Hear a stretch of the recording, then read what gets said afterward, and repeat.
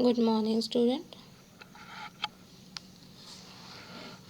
Today we will see refraction of light. Observe the figure given in your textbook.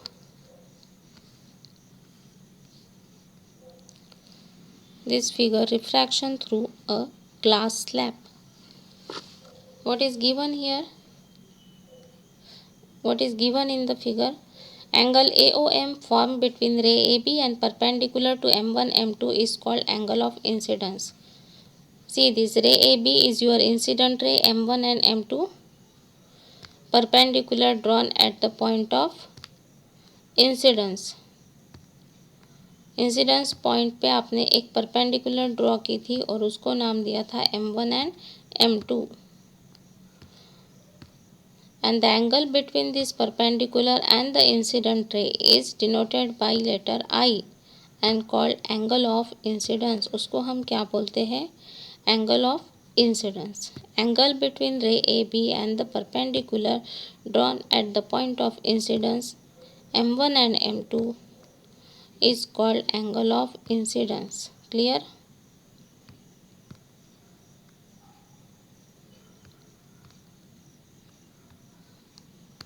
Angle I.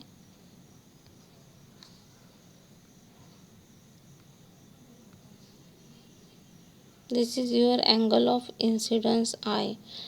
Ray AB is your incident ray. M1 and M2 is the perpendicular drawn at the point of contact of the two media. Now see again, there is angle R is here. When the ray passes from air to denser medium, it bends towards the normal, and the angle between this refracted ray, this is your refracted ray, and this normal, this angle is called angle of refraction, not reflection. It is angle of refraction. M1 M2 makes angle refracted ray OP denoted by R, angle of refraction. You can understand both perpendicular M1 M2 N1 N2. Have you observed this another perpendicular N1 and N2? N1 and N2 again a perpendicular drawn at the point of contact of two media, denser and rarer, that is air medium. This N1 and N2 is one perpendicular, M1 and M2 is another perpendicular. Now what you have to observe here? Both perpendicular M1 M2 and N1 N2 are parallel. ये दोनों perpendicular कैसे हैं?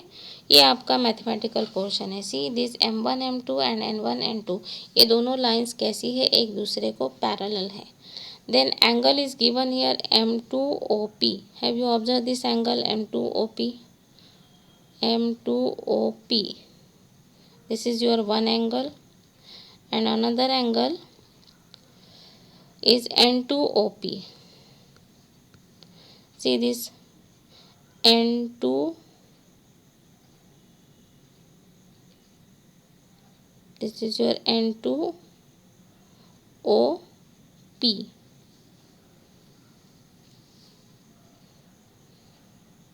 M2OP and N2OP, ये दोनों angle कैसे हैं? Similar है, because the lines are parallel. ये दो लाइन M1 M2 कैसे है एक दूसरे को? This M1 and this N1 and N2, these two lines are parallel. The angle between them, ये कैसे हो जाएंगे? This angle and this angle, ये एंगल दोनों सिमिलर हो जाएंगे. Two lines are parallel and this is your transversal. Alternate side पे हो जाएंगे, अल्टरनेट एंगल्स. आप पढ़े होंगे alternate angles.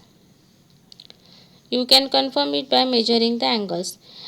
At point P on the second refraction, N1 PO will be angle of incidence equal and is equal to R. N1 PO. See this N1 PO. N1 PO is again angle of incidence for this glass slab. ये किसके equal हो जाएगा? N1 PO.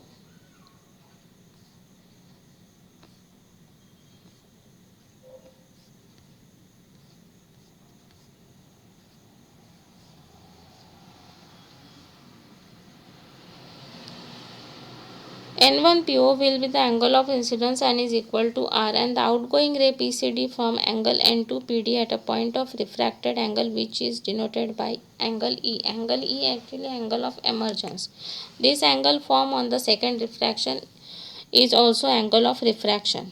ये तीनों angle जो है angle I, angle R and angle E, ये कैसे होंगे? सेम होंगे. This is your angle E, angle R and angle I.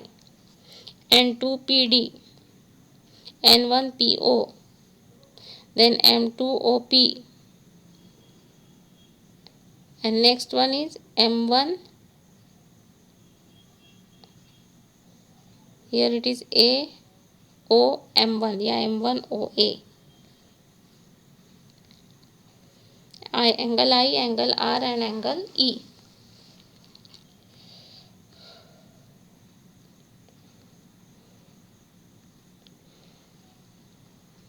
इन तीनों की वैल्यूज़ आप मेजर करोगे और अपनी कॉपी में लिखोगे.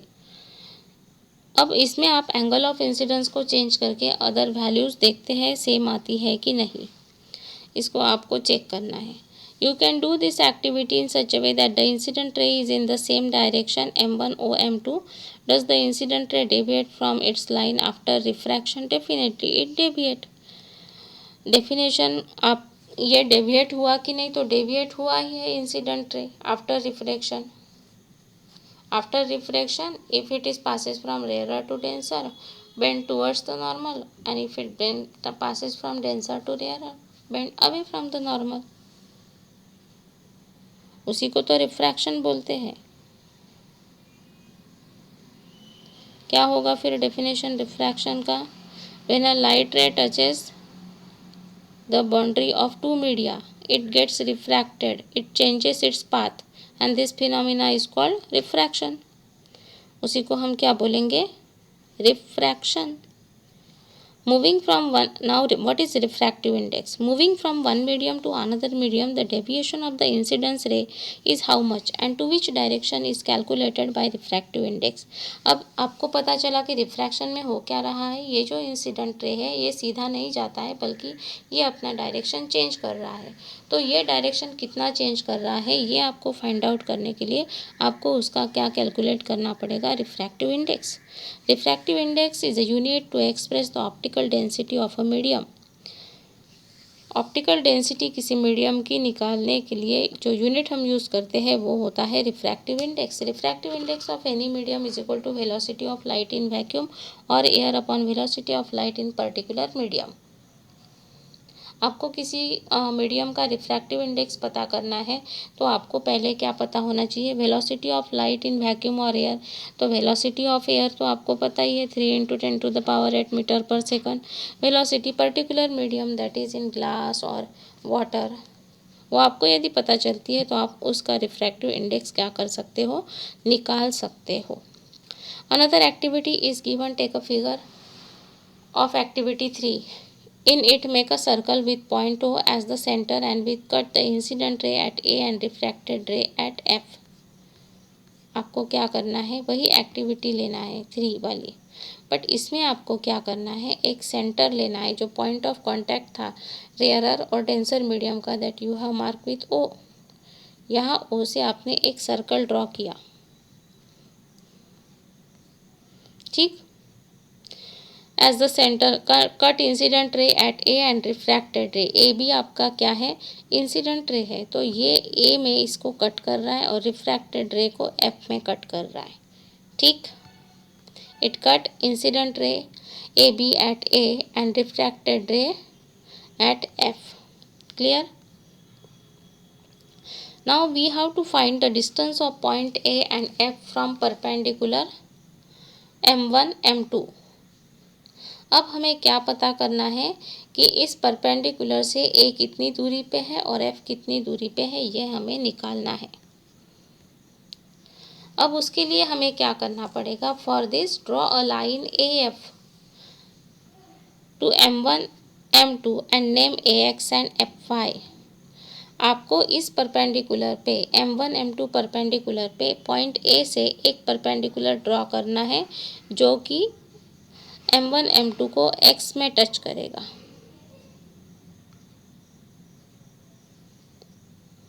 क्लियर। और y से परपेंडिकुलर ड्रॉ करोगे, वो इस रिफ्रैक्टेड रे f पे टच करेगा। क्लियर। ये चीज़ समझ में आई। You have learn this method in mathematics, और आप ये क्लास 6 में मैथमेटिक्स में पढ़ चुके हो। Now measure A X and F Y. अब आप ए एक्स और ये जो आपका एफ वाई है इसको मेजर करोगे with the help of scale, और उसका रेशो निकालोगे A X to F Y. The number got by you is the refractive index, और जो आपको वैल्यू मिलेगी वो किसकी होगी?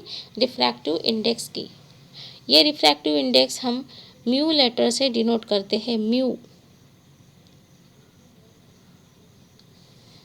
और इसको लिखते कैसे हैं? Refractive index of air to glass, A X F Y. A X आपका एयर में है, एफ वाई आपका ग्लास में है, that refracted ray A X upon F Y. तो refractive index of air to glass, this depends on the type of glass. आप कौन से टाइप का ग्लास यूज़ कर रहे हो उसके ऊपर ये रिफ्रैक्टिव इंडेक्स डिपेंड करेगा। The refractive index is about 1.5 when light passes from air to glass. इस वैल्यू को आप याद रखोगे, जब लाइट एयर से ग्लास में जाता है तब उसका रिफ्रैक्टिव इंडेक्स होता है 1.5। What ratio did you get from your experiment with the glass lab? अब आपको ये एक्सपेरिमेंट परफॉर्म करने के बाद आपकी क्या वैल्यू आती है वो आप अपनी कॉपी में लिखोगे। Now calculate refraction using different angles of i. इस तरह से आपने एक पर्टिकुलर एंगल लिया है ए बी का, तो ए बी का एंगल पहले 30 लिया होगा, तो फिर बाद में 40, 35, 42, इस तरह से आप अलग अलग एंगल ऑफ इंसिडेंस के लिए रिफ्रैक्टिव इंडेक्स क्या करोगे? निकालोगे। You will find that refraction will be same for both the values of i, and from air to glass refraction does not depend on i, but it depends on nature of both the medium. तो आपने देखा कि दोनों values, पहली 30 बाद में 35 लेके भी आपका आर रिफ्रैक्टिव इंडेक्स 1.5 ही आया है। तो इससे हमें क्या पता चला कि जो आपका रिफ्रैक्शन है ये अपने एंगल ऑफ इंसिडेंस पे डिपेंड नहीं है, क्योंकि आपने उसकी वैल्यू तो चेंज की, पहले 30 ली बाद में 35 ली। तो एंगल ऑफ इंसिडेंस में चेंजेस होने के बाद भी रिफ्रैक्टिव इंडेक्स में कोई चेंज नहीं आया। इससे हमें ये चीज़ पता चलती है कि रिफ्रैक्टिव इंडेक्स किसके ऊपर डिपेंड करता है? तो nature of both the mediums. Using the same method you can measure the ratio of refractive index at point P taking P D as a radius. फिर यहाँ पे पी पॉइंट से आप एक सर्कल ड्रॉ करके फिर पी डी का radius लेके आप सेम वैसी प्रोसीजर में कर सकते हो। On comparing the refractive indices of air to glass and glass to air you can conclude that if refractive index is more than 1, यदि रिफ्रैक्टिव इंडेक्स का वैल्यू 1 से ज़्यादा है, then light is moving from rarer to a denser medium. 1 से ज़्यादा आ रहा है तो लाइट कहाँ से कहाँ जा रही है? Air to denser, rarer to denser, and it shifts towards the normal. Definitely it shifts towards the normal, normal की तरफ वो रिफ्रैक्टेड रे आपका बेंड होगा।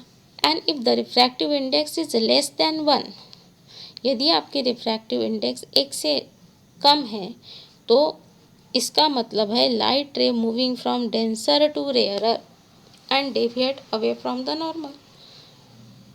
डेंसर से रेयरर में आ रहा है लाइट रे जब उसका रिफ्रैक्टिव इंडेक्स 1 से कम है। What changes happen to path of light ray when it moves from denser to rarer medium?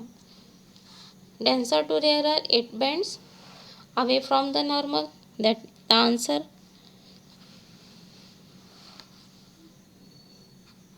Light is moving from denser to rarer, deviate from normal, answer number 1. If the light ray deviate towards the normal when passing from medium 1 to medium 2, what can you say? It deviate towards the normal. If it deviate towards the normal, then medium being denser or rarer, towards the normal, medium 1 to 2, that is rarer to denser. ये क्या हो जाएगा? Rarer to denser, towards the normal means here it is the answer.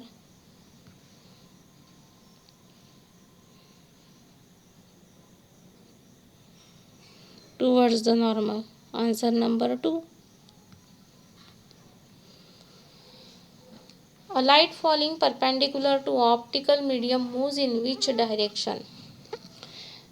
90 degree से यदि कुछ optical surface पे light rays आ रहे हैं तो वो कौन सी दिशा में मूव होंगे? आप करके देखना इसका, otherwise answer I will dictate you. Answer मैं सेंड करूँगी, पहले आप इसको एक्सपेरिमेंट को करोगे। 90 डिग्री से आप खड़े रहोगे, 90 डिग्री से लाइट फॉल करोगे किसी सरफेस पे, कागज़ लेना वाइट पेपर, उसके ऊपर सीधा परपेंडिकुलर आप टॉर्च का लाइट फॉल करोगे और फिर वो रिफ्रैक्ट होके कहाँ जा रहा है वो मुझे बताओगे। Do this activity at home. Glass is denser than water, so will the refractive index of air to glass and air to water be more or less? अभी दो आंसर आपने यहाँ पे लिखे हैं, इसमें क्या बोला है कि रिफ्रैक्टिव इंडेक्स यदि एक से ज़्यादा है तो वो क्या है, एयर टू ग्लास, और एक से कम है तो ग्लास टू एयर। इन्होंने क्या बोला, glass is denser than water. अब एयर से ग्लास तो डेंसर है, एयर से ग्लास तो डेंसर है डेफिनेटली, और ग्लास से भी वाटर डेंसर है, ठीक, ग्लास से भी वाटर डेंसर है। Glass no, glass is denser than water, पानी से भी क्या है, ग्लास डेंसर है, sorry, glass is denser than water. So will the refractive index of air to glass and air to water, क्या बोल रहे हैं, refractive index of air to glass and air to water भी more और less, क्या आएगा, कम आएगा या ज़्यादा आएगा? Glass is denser than water, तो एयर टू ग्लास आपके लिए यहाँ एयर टू ग्लास क्या होगा, या air to water? Air to water less आएगा, क्या आएगा, less. You write down answers of this question in your copy and draw these two diagrams, figure 9.4 and 9.3, and also remember write the formula for finding refractive index of any medium in your copy. Thank you.